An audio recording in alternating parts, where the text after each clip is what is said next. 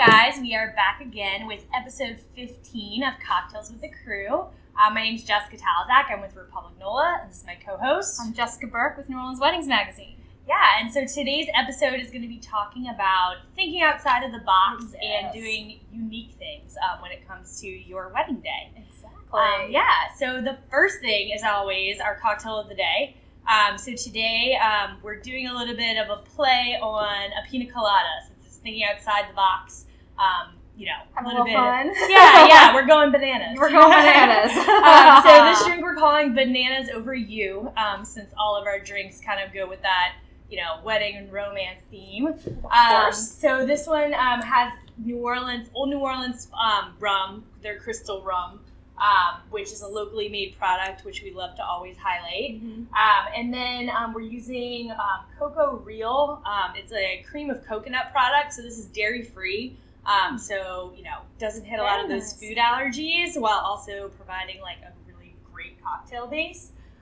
So it's got the cream of coconut, some muddled banana, rum, and pineapple juice. And so, this one's tasty. Delicious. Can't wait to try this. Cheers. Cheers. All right. Well, and since we are thinking outside the box, we should drink some. Yum. Really good. Oh, that is really good. Next time, drink first, then talk. Yeah. But we have our very first guest to talk about out-the-box events, and that is Susan Zackin of Z Event Company. And we're very excited to welcome you on. Susan, come on over. Yeah. Oh, this is great. Thanks for having me. Thanks for coming. For you. This was refreshing. Really, really good. Great. Cheers. Yeah. Can't put it down without taking a sip. No. Sometimes I get ahead of myself. That's bad luck. No, we can't have that. We very well can't have that. So, Susan, tell us a little bit about yourself and your company, how you got started, all of that good stuff. Oh, okay. Well, been in the business for quite some time. My background is interior design. So that's the outside of the box thing comes into play a little bit. Yes. Because I don't have a hospitality or planning type background. Learned it over the few years I've been in the business. Gotcha. A lot of few. But so that was my start, was in design. There weren't as many planners in the day. So a lot of times interior designers were asked upon to help with create centerpieces and some decor pieces and everything. So just kind of Styling right in. Yeah, exactly. And so that was my initial start into it. Had some great experiences that carry through to this part of my career. Very nice. And so, I mean, as far as creating outside the box events, we actually Googled thinking outside or out the box wedding reception ideas, and all Google came back with was how to make a box for your cards at the wedding. So I was like, all right, we obviously need some expert help here. So hence the reason you are here with us today. So tell us about your process and how you come up with out-the-box ideas for your clients. It's really interesting because sometimes it's not just something that I think of. Mm-hmm. Sometimes it stems from an idea the client has, or sometimes it's a challenge within a venue or the situation at hand. So, that's how they stem. Sometimes I have these like brilliant moments of clarity with something I'm dying to do and the client is excited about it. But sometimes it's developed through challenges that are hurdles we have to kind of hop over to make it happen. So what's one of the biggest challenges that you've had to face in creating an event? Well, most recently, New Orleans is a challenge, period, because we have these wonderful historic buildings, and with that creates some, challenges. Logistical blocks. Sometimes electrical, sometimes logistical, all those kind of things. It's This smaller rooms. Yeah. So one of our clients hired the venue and the band before they hired us, and they were telling me where they were going to put the band and everything, and my first question was, where do then the people go? They're like, what do you mean? I'm like, well, I don't think anybody wants to stand 2 feet away from giant speakers in a big stage of, 13 members in a band. So we ended up, I was able to permit off Bienville and Bourbon, and I basically built an addition onto Arnaud's restaurant. Oh, wow. So that we could house this big band and open the doors and create more space. So you had to make a street party. Well, and you didn't feel like you were in a street. You felt like you were an extension of the That's very that's cool. pretty impressive. Yeah, so we basically built a building in 7 hours. That's the other challenge. You've got very short time frames. And people on Bourbon Street do not care if you barricade something off. Oh, no. They're coming through cocktails and all. That if they see a barricade, that pretty much means they know they need to be on the other side of it. Right. Yeah, I think that's a rule. I think it's just a barricade rule. Yeah, but our bride wanted a garden room in the French Quarter, so that's what we made for her. Hey, there you go. Yeah, That's awesome. Just didn't know you were in the middle of Bienville, except for when you saw the taxi sign. Oh, yeah. Just random. That was the one taxi thing we sign. couldn't remove. Well, yeah, I guess they might be a little bit upset about that. They do like their signage. We got signs everywhere. So what are some other kind of examples of some fun things that you've done at weddings that you would say kind of fit into that over the box category? Well, there's over the top and out of the box. Oh, sorry. No, Did I'm I going to mix just it up? say. I think I melded them together. I was going to say we've done a little bit of both, actually. Yeah. Have you ever done one that was both of them at the same time? Yeah, pretty much. Okay. Yeah. Pretty much. Yeah, we just are coming out of wedding season, and we just recreated kind of a French garden within the Ritz, and we used all of their event space on the third, I always get mixed up, second floor. And wherever the ballroom is, second or third, I can't remember. But anyhow, that whole space. So it was kind of over the top and outside the box because all the employees were running down all day saying, I can't believe this is our ballroom. It doesn't even look like one. So bringing the outdoors indoor. did some of that. We draped the whole now, room. It wasn't just your average pipe and drape. It was all hand stapled, every pleat. Wow. Lots and lots of it. And there was wisteria vines, and we had a cake that was 7 feet high, and we had an antique mirror behind it that was 12 feet, a leaning mirror 12 feet high. Wow. 8 feet wide. A lot of neat stuff. Yeah, that definitely fits that, over the top and above outside the beyond. box. Both of those things. What is it getting all that up there? So, I mean, we always hear people talking about having a unique event. I mean, I feel like we hear the word unique a lot. Like, what, but in our opinions, it's a lot of weddings seem like they're pretty much cookie cutter. Yeah, people come to me saying they want unique, but then they bring me a Pinterest folder that's like everything that everyone else is doing. And I'm confused by that a little bit. It's like, do you want it to be actually unique, or do you want something you can see a picture of? Right. So yeah, what are well, the hardest part about that is back in the day, you could kind of recreate the same thing over and over because unless it was published in a magazine, they didn't see it. But we have social media to deal with, hence all of this good stuff. Yes. But it presents a bit of a challenge because my social media page can't have the same looking thing. No, that's all true. the time, right? Right. So a lot of times Pinterest is great. Some of the things that I ask for is for people to show me what they don't like instead of what they do like. Yeah, that's a good idea. So then I don't see, I don't have to recreate necessarily that picture that they've picked out. Right. But I know they don't want that. So then I come up, my team and I come up with something that suits them based on what they don't like. Yeah. Right. And they didn't even know they were going to like. So Yeah. they saw That's a great some idea. inspiration. Because one of my biggest pet peeves is like, I hate when people come to me and have a picture of something and are like, we want this. It's like, well, I did that for someone else.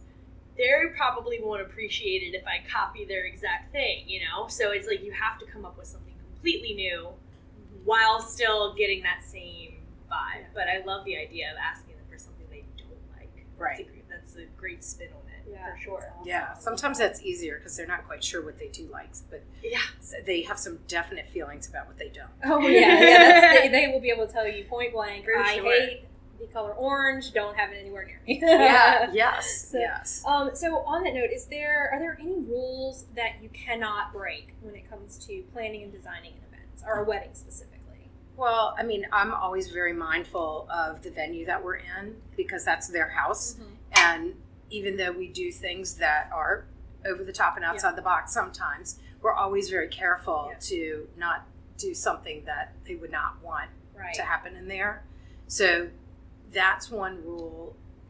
The rest is in wedding specific. getting them down the aisle, making sure that all the paperwork is there, legal. reminding them to have it with them and have the proper authority's signature and turning it in. Those kind of situations are important. So the legal side more so the... Yeah, I mean, I don't think there's too many... Miss Manners is kind of out the window on protocol. Yeah.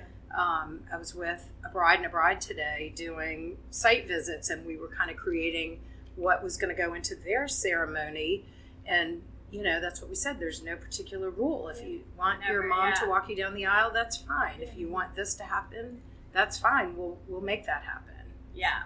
I love the no rule kind of, approach to things for sure.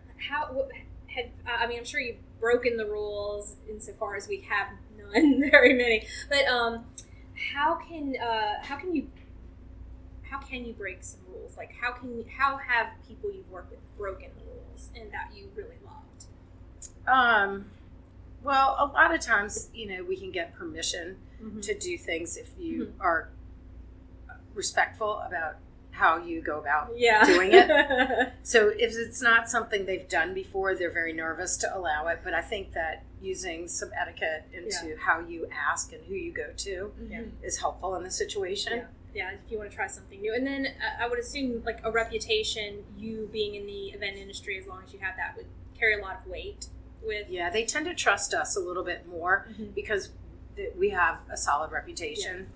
And actually now I'm hearing that there's so many planners popping up that venues are starting to put some more stringent requirements on people coming into their spaces at this point, which I completely support. Yeah, that makes sense. Sure. You don't want someone coming in and trying something crazy and then they don't have insurance when it falls apart, Yeah, or somebody gets hurt or catches fire. I always say I don't want to test the insurance policy. We have a nice one, goodness. But we don't want to test it. Ellen, our audio recorder, and I, we first met 20 years ago at a wedding at the Ritz, and the bride's dress caught on fire. Oh, wow. One of the moments. That's a scary one, but... I blocked out everything else about that wedding. I was like, what a meeting. Yeah. That's not a good thing. Yeah, so getting back to a little bit of our topic today and, thinking outside of the box, over the top stuff. One of the ways we do that at Republic a lot is bringing in different vendors to do different stations and things that are kind of different. So our next guest we're going to bring in is with Elektra Cosmetics, and they've been doing this glitter buffet that is just awesome. Yeah. So we are so excited to talk to them about it. Welcome. Thank you. Danielle and Greg. That's right. Cheers.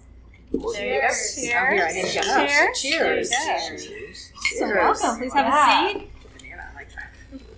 So then we have it's the so I first discovered this glitter buffet. Actually, it was a corporate event that I went to for a Grey Goose. It was a disco kind of theme thing, and they had the glitter buffet set up, and so it was awesome. But it really made me think about how we could bring that into weddings and stuff too, because why does it have to just be for corporate and business events? Like, there's no reason why glitter should be a part of a wedding. So tell us a little bit about your company, how you guys got started, and what you kind of do. Yeah. So a little bit of background. This is our third Mardi Gras in New Orleans as a company, and it kind of happened organically. We, through educating people about glitter and teaching them how to use it, realized that we were having these experiences with people. We were able to connect to them in this kind of really amazing way. And you can take someone that, maybe is having a bad day or, just kind of feels okay, and transform their attitude, how they feel about themselves. And when you put a little glitter on them and they look in the mirror and they see that sparkle, they see that sparkle in themselves sometimes. And it's just it really does kind of change your mood, right? Yes. And that's why I think it's so great to have at an event, because it provides this interactive station, but it's got that effect on people where they walk away from it all happy and just now I want to dance. And I always chuckle when we're talking to brides and they're like, oh yeah, well, there's about, 60 of our guests are our age, and I'm sure they're going to love the glitter buffet, but, Mom and Grandma, I just don't really, imagine. Mom and Grandma? Oh, they're going to be no. first. Mom and Grandma were the queens of glitter, I'm sure. Yes. Did you find out that they were using it back in the day? Yes. I mean, it's New Orleans. I mean, we have parades that are glitter-centric. Well, almost every wedding includes some sort of a second line parade, and they love masks and glitter Sparkle. and everything. Yeah. But one of the things that I read on your website is that you're eco-friendly glitter, which is very important because glitter can have a huge impact on the environment. I've heard that they found glitter in the glaciers and whatnot, just like popping up. So it's like, tell us a little bit about your... So we definitely have eco-friendly options. We have a biodegradable line of glitters, and in fact, when we did an event last year for the aquariums with the Audubon, and we did our entire eco line for that event. So we still were able to get everyone sparkly and have a fabulous time, but we were able to do that with our biodegradable products. And along those lines, one of the things is keeping the glitter out of the water stream. Yes. So we also teach people how to take it off properly without washing it down the drain. So a lint roller is amazing. Yeah, Just a they lint told me roller. that, and I was like, what? Yeah, and that is the common reaction. I never thought about I that. had never thought about that. So now I roll my glitter off my face, and it comes off in one swoop. And you don't get, like, before, you try to take it off with, like, a makeup wipe. For 3 weeks. And then you're, like, wiping it all over your face, and it's a mess. Yeah, no. So along those lines, with weddings and corporate events, a lot of people are visiting from out of town. Right. And so we do provide, we have stickers with instructions in the back that we give extras out to the people that we say, put it in your back pocket, put it in your handbag when you try and use the makeup wipe. And it doesn't work very well. Just pull that sticker out, and and it'll all be taken care of. My world has changed. I know. Trade secret. But you're amazed how many people travel with a lint roller, though. Yeah. It's true. It's true. Yeah, most people do, so it's easy, But yeah, I love it, and one of the other things they do too is they do little mini containers of the glitter. So not only can they do the glitter buffet as a station, but you can do it as favors, which I love. Yeah, so we can do custom mixes. So you could do the wedding colors. Yes. Absolutely. Yeah, which is great. Yeah. And we have even brides before that have come and said, okay, well, we only want these colors at the glitter buffet. They weren't feeling, They were feeling the whole rainbow. Bright blue. They wanted, like... Yeah, some people are really picky, And some people just want, like, white, gold, and silver, like classic, Yeah. So, There's it nothing makes wrong with sense. that. Yeah. I think that's great. Yeah. I mean, I think that I would love that. I think it'd just be a fun way to add an interactive element to your wedding reception, or even before. Shoot, I mean, have the glitter buffet right before the ceremony, get all sparkled up. Yeah. Well, a lot of times too, like being a music venue, here at Republic when we do wedding receptions, that last hour we make like the party hour. So it's great. Like we do black lights and throw glow sticks off the balcony. So that's like great to like kick in that, the glitter station and like all the fun stuff kind of in that last. Yeah, that's what I was thinking. All the giveaways that happen at the end of the night. Yeah. Blinky, blinky. Yes. So I'm sure you see it a lot too, Susan, the interactive elements of events. What are some other types of interactive elements that you have seen? We do... I'm trying to think of all the different things, but a lot of times there's the giveaway thing. Weddings are a little bit different than our social events that we do. It's more food or drink related at People weddings. spend their budget more on that. Yeah, and on the interactive stuff, we've done cigar rollers that in the past, and we haven't had glitter, but masks are very popular at weddings as one of our giveaway items. Interactive wise, sometimes there's there's obviously the photo booths, of course, and the interactive. Sometimes we have a band or a piano player that you can sing along with, kind of a piano bar type thing. Oh, that's fun. Yeah. You can just kind of chill. It's a different vibe. I think it depends on the type of... It is. It depends on where, too, because a lot of times you have the big band in one area, you have something a little sultry and a little sexier in another, and You can give different speed of events for different personality types, I would imagine. If you're not the party with the glow stick type, you can go in the corner and have a cocktail with the and chit chat and catch up with somebody. Yeah. I think that's important to realize that not everybody is that wild party person, and they all have their different levels. Yeah. But you never know. Sometimes grandma's the one that's the wild. Yes, they always surprise you. Yeah. You never know. They That's for stay sure. to the bitter end. You think they're going to leave. No. But they're out there all the way. Yeah. It's not just when you cut the cake anymore. Yeah. I've had some really, really fun grandparents and parents who have been actually the lives of the party. So, I love it. Yeah.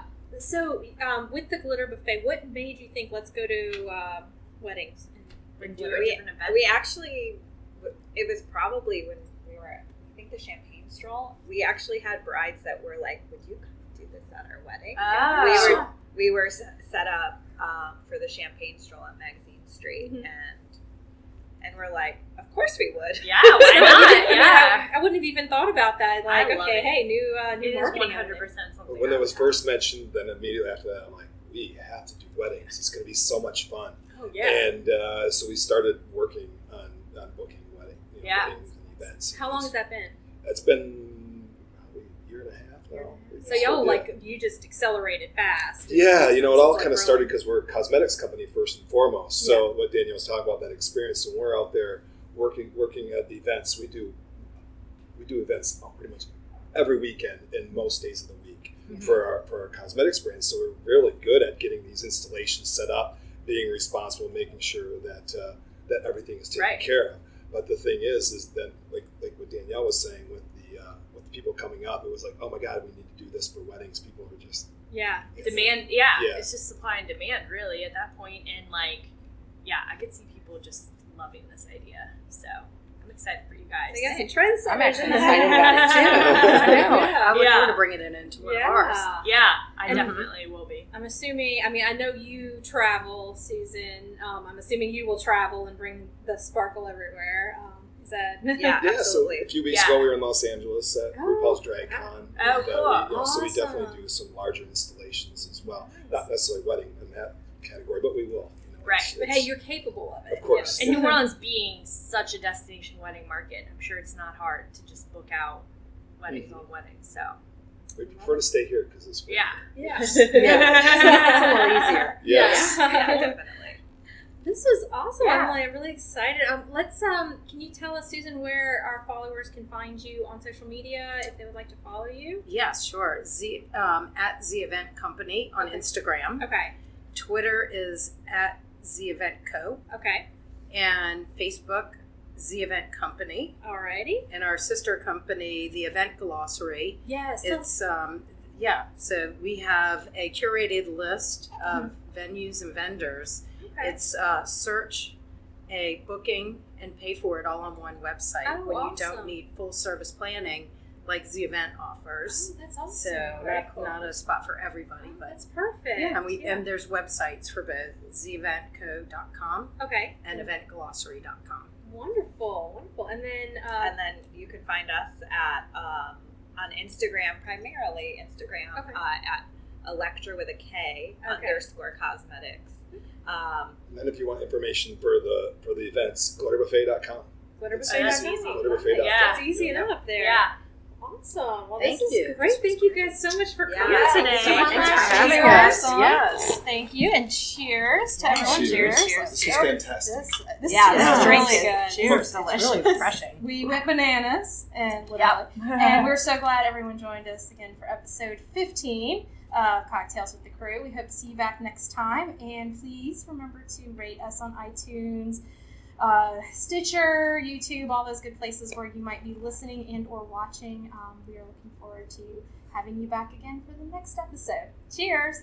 Cheers.